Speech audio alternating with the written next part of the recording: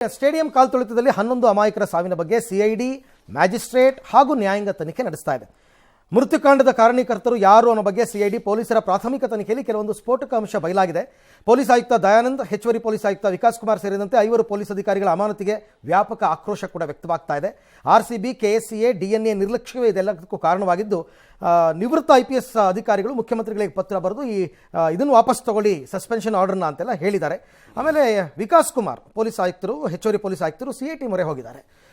ಈ ಮಧ್ಯೆ IPS ಅಧಿಕಾರಿಗಳ ಮಾದರಿ 2 IASಗಳ ವಿರುದ್ಧನೂ ಕ್ರಮ ಯಾಕೆ ತಗೋತಿಲ್ಲ ಅಂತ ಒತ್ತಡ. IAS ಅಧಿಕಾರಿಗಳ ವಿರುದ್ಧ ನೀವು ಕ್ರಮ ತಗೋತಿಲ್ಲ, ಪ್ರೊಟೆಕ್ಟ್ ಮಾಡ್ತಿದ್ದೀರಾ, ಬರೀ ಪೊಲೀಸ್ IPS ವಿರುದ್ಧ ಮಾತ್ರ ನಿಮ್ದು ಮಾಮೂಲು.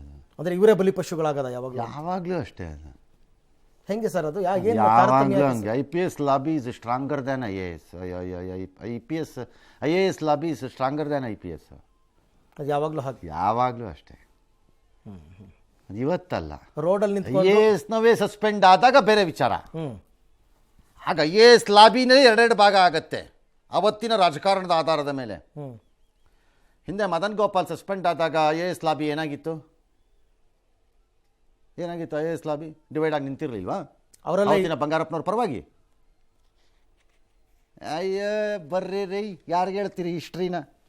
Shankar Narayanan, the illustrious chief secretary suspend ಆದ್ರಲ್ಲ, ಅವತ್ತೇನಪ್ಪ ಮಾಡ್ತಿದ್ರು ಎಲ್ಲರೂ?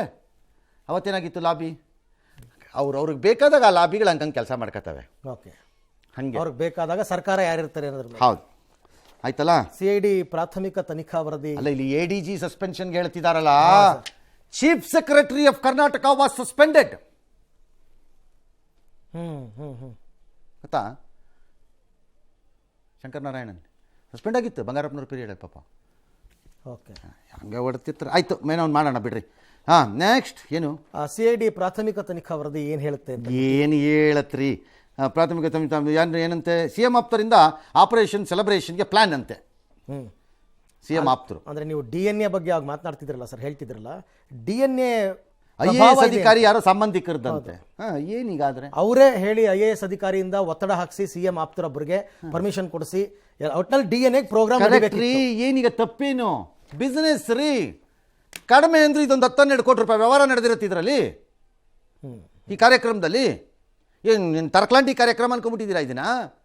ಮಿನಿಮಮ್ ಅಂದ್ರೆ ಇದೊಂದು 12 ಕೋಟಿ ವ್ಯವಹಾರ ನಡೆದಿರುತ್ತೆ ಇದರಲ್ಲಿ, ಈ ಕಾರ್ಯಕ್ರಮದ ಇದರಲ್ಲಿ. ಅಂದ್ರೆ ಆರ್ಗನೈಸ್ ಮಾಡೋದು, ಅದನ್ನ ಆರ್ಗನೈಸ್ ಮಾಡಿದವ್ನು ಅವನಿಗೆ ಬಿಸ್ನೆಸ್ ಅಲ್ವೇನ್ರಿ? ಅವ್ನು ಇನ್ಫ್ಲೂಯೆನ್ಸ್ ಮಾಡಿದೇನು? ಉಪ್ಪಿನಕಾಯಿ ಕಂಡು ತಿಂತಾನ ಅವನು? ಖಂಡಿತ. ಮತ್ತೆ IAS ಅಧಿಕಾರಿ ತಮ್ಮ ಆಗಿರ್ಬೋದು ಅಷ್ಟೇ. ತಮ್ಮ ಆಗಿರೋದಕ್ಕೆ ಇವೆಂಟ್ ಮಾಡೋದು, ಹೇಳ್ಸಿ. ಹೌದು ಪಾಪ ನಮ್ಮ ಪತ್ರಕರ್ತರಲ್ಲೇ ಗೊತ್ತಿರೋರು ಭಾಳ ಜನ ಕೈ ಸುಟ್ಕೊಂಡಿದ್ದಾರೆ. ಓಕೆ, ಎಲ್ಲರಿಗೂ ಇವೆಂಟ್ ಸಿಕ್ಕಲ್ಲ, ಸಿಕ್ಕಿದ್ರು ಕಾಸು ಸಿಕ್ಕಲ್ಲ ಅದರಲ್ಲಿ. DNA ಇವೆಂಟ್ ಮಾಡೋದಕ್ಕೆ ಒಪ್ಪಿಗೆ ಕೊಟ್ರಂತೆ RCB. ಅವ್ರು ತಯಾರಿ ಮಾಡ್ಕೊಂಬಿಟ್ರಂತೆ, ಸರ್ಕಾರದ ಅನುಮತಿಗೆ ಹೋದ್ರಂತೆ.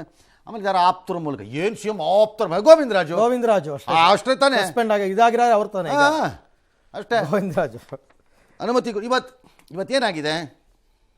ಎಲ್ಲ ಚೆನ್ನಾಗಿ ನಡೆದಬಿಟ್ಟಿದ್ದಿದ್ರೆ, ಏಯ್ ಗೋವಿಂದ ಚೆನ್ನಾಗಿ ಬಂತು ಎಲ್ಲ ಅಂದ್ಕೊಂಡು ಖುಷಿಯಾಗೆಲ್ಲ ಓಡಾಡ್ಕೊಂಡಿರೋರು. ಈಗ ಅದು ಯಾಮಾರು ಇತ್ತು, ಯಾವನೊಬ್ಬ ಕಟ್ಟು ತಲೆಗೆ ಅಂತ ಕಟ್ತಾ ಇದ್ದಾರಲ್ಲ ಅಷ್ಟೇ. CM ಆಪ್ತರ ಭರವಸೆ ಮೇರೆಗೆ RCB ಟ್ವೀಟ್ ಮಾಡಿಬಿಡ್ತಂತೆ. ಆಮೇಲೆ ಪೊಲೀಸ್ ಅನುಮತಿ ನಿರಾಕರಿಸಿದ್ರು IAS ಅಧಿಕಾರಿ ಡೋಂಟ್ ಕೇರ್ ಅಂತೆ. ಇದ್ರಲ್ಲಿ ನಂದು ಬಹುದೊಡ್ಡ ಆಕ್ಷೇಪ ಇರೋದು ದಯಾನಂದ್ ವಿಚಾರದಲ್ಲಿ ನನಗೆ ಇದೊಂದರಲ್ಲೇ. Dayanand should have put his foot down. He knew damn well that he is going out as a commissioner. ನಾನು ಕಮಿಷನರ್ ಆಗಿ ಉಳಿದುಕೊಳ್ಳುವುದಿಲ್ಲ ಈ ಕುರ್ಚಿಯಲ್ಲಿ 15 ದಿನದ ಮೇಲೆ ಅನ್ನೋದು ಗೊತ್ತಿತ್ತು ಅವ್ರಿಗೆ. He should have put his foot down. Nothing doing ಮಾಡ್ಕೂಡ್ದು. ಐ ಆಮ್ ರೈಟಿಂಗ್ ದಿಸ್, ನೀವೇನಾರು ಮಾಡ್ಕೊಂಡು ಹೋಗಿ. ಓಕೆ, ಅಷ್ಟು ಮಾಡಬೇಕಾಗಿತ್ತು. ಎಸ್. ಓಕೆ, ಇನ್ನು ನಾವು ಎಲ್ಲರ ಮೇಲೂ ಆರೋಪ ಹೊರಿಸ್ತಾ ಇದ್ವಿ ಈ ವಿಚಾರದಲ್ಲಿ. ನಮ್ಮ ಜನಗಳು ಹೆಂಗೆ ನಡ್ಕೊಂಡ್ರು ಅಂತಕ್ಕಂಥದ್ದು ಗೊತ್ತಾಗಬೇಕಲ್ಲ ಜನರಿಗೆ, ಇವ್ರಿಗೆ ಅಭಿಮಾನಿಗಳು ಅಂತ ಹೇಳಿಸ್ಕೊಂಡವರು. ಅತಿರೇಕದ ವರ್ತನೆಯ ಮತ್ತಷ್ಟು ವಿಡಿಯೋಗಳು ಈಗ ಬಹಿರಂಗವಾಗಿದೆ.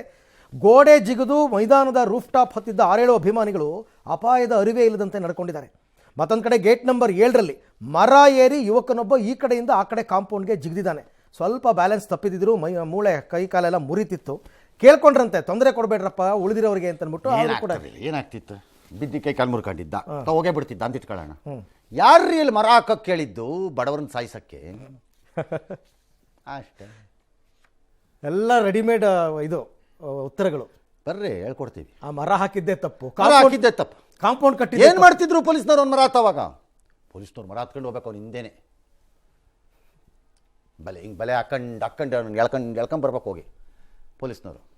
ನಮ್ಮಲ್ಲಿ ಹೆಂಗಾಗ್ಬಿಟ್ಟಿದೆ ಕೆಲವು ಸರಿ ಅಂತಂದರೆ ಬಂದೋಬಸ್ತಲ್ಲಿ ಎಲ್ಲ ಪೊಲೀಸ್ನವ್ರ ಮೇಲೆ ಕೇಳೋವಾಗ ಏನೇನು ಬೇಕಾದ್ರೂ ಕೇಳ್ಬಿಡ್ತಾರೆ ಪೊಲೀಸ್ನವ್ರ ಮೇಲೆ. ನೀವು ಹಿಂಗೆ ಮಾಡಬೇಕಾಗಿತ್ತು, ಹಂಗೆ ಮಾಡಬೇಕಾಗಿತ್ತು, ಏನು ಬೇಕಾದ್ರೂ ಕೇಳ್ಬಿಡ್ತಾರೆ. ಈಗ ರೂಫಲ್ಲಿ ಟಾಪಿಗೆ ಹತ್ತಿದಾರಲ್ಲ, ಯಾವ ಪೊಲೀಸ್ನವ್ನು ಏನು ರೀ ಮಾಡ್ಬೇಕಲ್ಲಿ? ಅವ್ರ ಹಿಂದೆ ಈಗ ಹತ್ತಬೇಕೇನ್ರಿ ಅವ್ರು ಹತ್ತಿ ಅವ್ರ ದುರದೃಷ್ಟಕ್ಕೆ ಅವು ಸೇಫಾಗಿ ಪೊಲೀಸ್ನವ್ನು ಜಾರ್ ಬಿದ್ದೋದು ಅನ್ಕೊಂಬಿಡಿ, ಆಗಲೂ ಅವ್ರದೇ ತಪ್ಪು ಅಂತಾರೆ. ಹಿರಿಯ ಅಧಿಕಾರಿಗಳು ಏನ್ರಿ ಮಾಡ್ತಿದ್ರು? ಆ ಬಡಪಾಯಿ ಪೊಲೀಸ್ನವ್ನು ಹತ್ತಿದಾರಲ್ಲ ಪಾಪ, ಕಾನ್ಸ್ಟೇಬಲ್ ಸಾಯ್ತಾರೆ, IPS ಅಧಿಕಾರಿಗಳು ಉಳ್ಕೋತಾರೆ, ಯಾವ ಕಮಿಷನರ್ ಹತ್ಬೇಕಾಗಿತ್ತು ಅಂತ. ಇದು ಈ ಸ್ಟೇಜಲ್ಲಿ ಇದ್ದೀವಿ ಸರ್ ಆಯ್ತಲ್ಲ.